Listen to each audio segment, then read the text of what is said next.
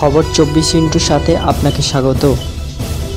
নতুন নতুন খবর জানার জন্য আমাদের চ্যানেলে চোখ রাখুন।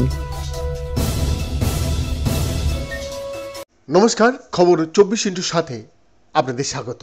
হ্যাঁ, ইতিহাসের কিছু পাতায় যে বর্ণিত জিনিসগুলো সেগুলোই আজকে আমাদের আলোচনার বিষয়। মোগল শাসক ঔরঙ্গজেবই মথুরায় কেশবদেবের মন্দির ভেঙে সাই ঈদগাহ তৈরি করিয়েছিলেন। এক আরটিআইয়ের জবাবে এমনটাই জানালো আর্কিওলজিক্যাল সার্ভে অফ ইন্ডিয়া।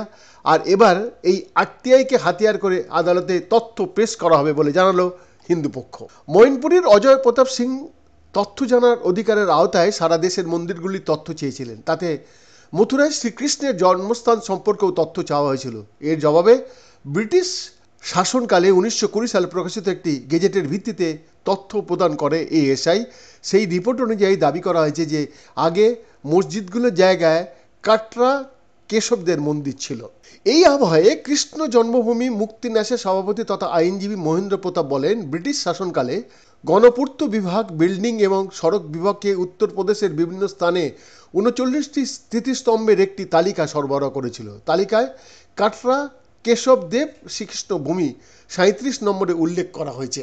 সেখানে লেখা আছে, আগে কাটরা টিলায় কেশব দেবের মন্দির ছিল। এই তথ্য এলাহাবাদ হাইকোর্ট এবং সুপ্রিম কোর্টে পেশ করা হবে বলে জানান তিনি।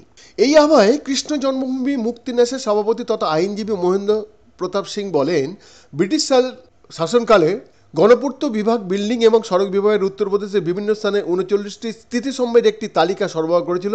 তালিকাটা কাটরা কেশবদেব শ্রীকৃষ্ণ ভূমি 37 নম্বরে উল্লেখ করা হয়েছে। সেখানে লেখা আছে, আগে কাটরা টিলায় কেশবদেবের মন্দির ছিল। এই তথ্য এলাহাবাদ হাইকোর্ট এবং সুপ্রিম কোর্টে পেশ করা হবে বলে জানান তিনি।